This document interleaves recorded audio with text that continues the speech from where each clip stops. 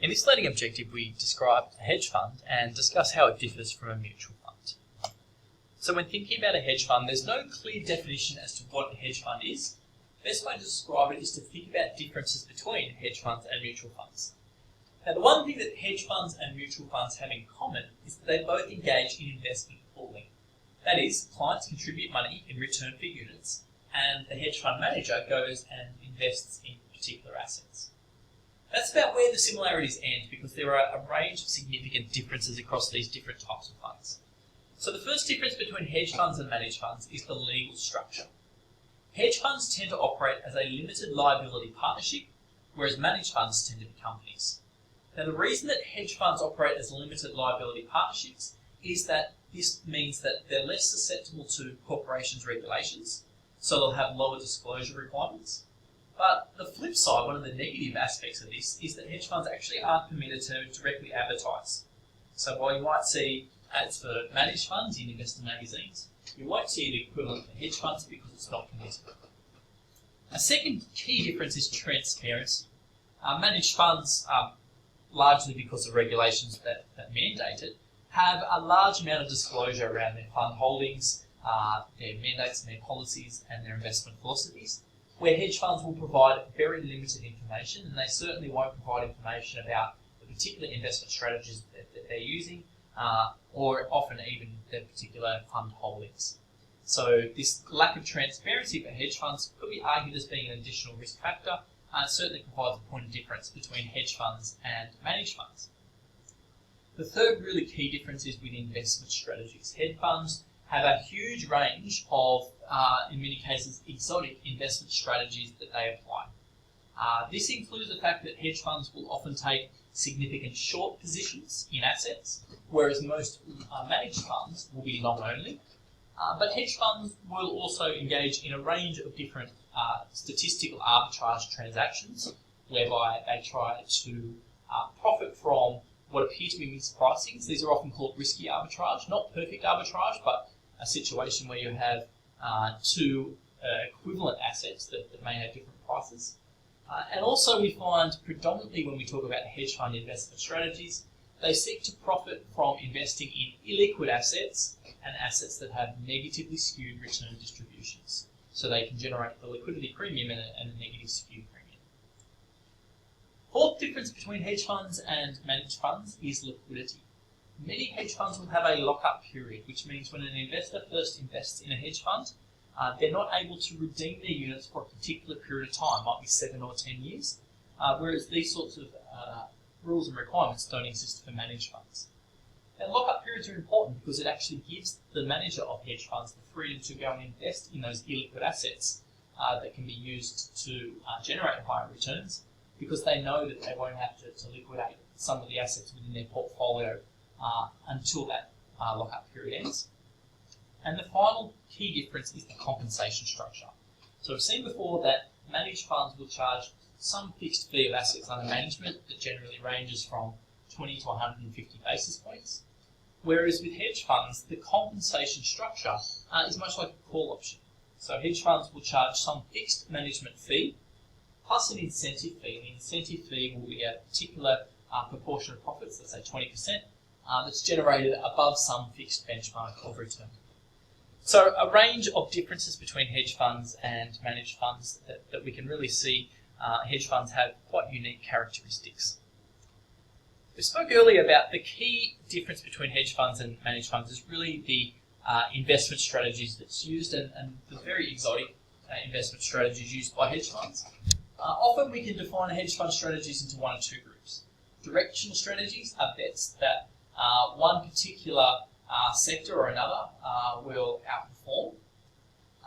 In this particular case, you might still be having some exposure to broader market or economic movements, so that's why it's considered to be a directional strategy, and you just take a bet within a certain segment of the market.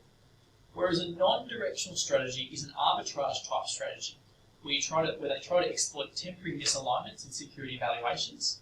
Often they'll strive to be market neutral by buying one asset and selling another, and their return will simply be the premium or the return differential between the two assets that they're invested in. So to go into more detail about hedge fund strategies, this is a more granular list of some of the particular approaches used by hedge funds. So convertible arbitrage, first of all, that tries to exploit the liquidity premium that exists with respect to convertible bonds. Convertible bonds are those bonds that are issued as debt instruments, but there is an option for them to be converted into equities in the future. And we tend to find that because convertible notes or convertible bonds, because these convertible securities are less liquid than the underlying securities of the companies which issue them, the convertible notes tend to trade at a discount relative to the stocks. So in that case, buying a convertible note and selling the stock can often be a effective investment strategy. But one way to think about that is just benefiting from the liquidity premium that comes about because those convertible notes are less liquid. Another example of a hedge fund strategy is merger arbitrage. This is where there might be a rumour or an offer of a merger to take place, in which case the offer will often be a significant premium to the current share price. When the announcement of the merger takes place, but before the merger becomes certain, the share price will move such that it reflects the new price multiplied by the probability of the merger going ahead. So often you'll see an increase in the share price when the takeover is announced, but the share price won't increase fully to the offer price of the merger because there's a chance that the merger might not go ahead. In this instance, the hedge fund will go in and buy a whole lot of stocks that are exposed to merger rumor activity because for the current shareholders in this situation, they become exposed to negative skew. The reason for the negative skew is because there is a high probability that the merger will go ahead, in which case the share price has already largely increased and the share price will just increase by a small amount further up to that offer price. Whereas there is a small probability that the merger won't go ahead, in which case the share price will drop right back down to its previous value, which will be a much bigger loss. So because shareholders are willing to lock in their current gains from the merger rumour and they don't want to be exposed to this negative skew, they might sell their shares to the hedge fund at a slight discount to the current market price, and hedge funds will diversify across these merger activities, invest in a whole lot of these types of transactions, and earn a slight premium for doing so, which is basically just thought of as selling insurance against negative skew. Okay, but a range of other strategies are also used, investing in distressed securities in emerging markets, looking at a short bias, so having significant short exposures, and also being market neutral in the sense of buying and selling securities at the same time that there appears to be some mispricing. So just a discussion of these different strategies really provides a clear picture as to how hedge funds differ from traditional managed funds. As discussed previously, another key difference between hedge funds and managed funds is the fee structure. So it's important to note that a typical hedge fund fee structure will be a management fee of 1 to 2% of assets under management, and this part of the fee structure is equivalent to what we see with managed funds. But where a hedge fund differs is there will also be an incentive fee of 20% of investment profits beyond some pre-specified or pre-stipulated benchmark. So effectively, the hedge fund manager has a call option on the portfolio with a strike price equal to the current portfolio value. Now, what this incentive structure does is that it creates a situation whereby the hedge fund might be incentivized to act in a particular manner. In particular, if we think about the payoff for a call option, we know that a call option becomes worth more when the underlying asset is more volatile. So in this particular situation, there may be an incentive for the hedge fund manager to invest in more volatile stocks as part of their portfolio, because that will effectively increase the value of their remuneration, given it follows the structure of this call option.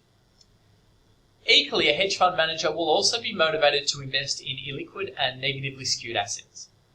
Let's look at negative skewness. Why would they have an incentive to invest in negatively skewed assets? Well, this performance structure means that they get all the benefits of upside of positive returns and none of the detriments associated with downside.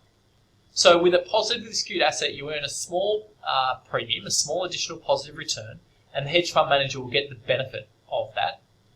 The cost to investing in negatively skewed assets is that small possibility of a big negative outcome, but because of the option-like structure of this remuneration, the hedge fund managers themselves won't suffer the loss associated with that big drawdown in the value of the portfolio to the same extent.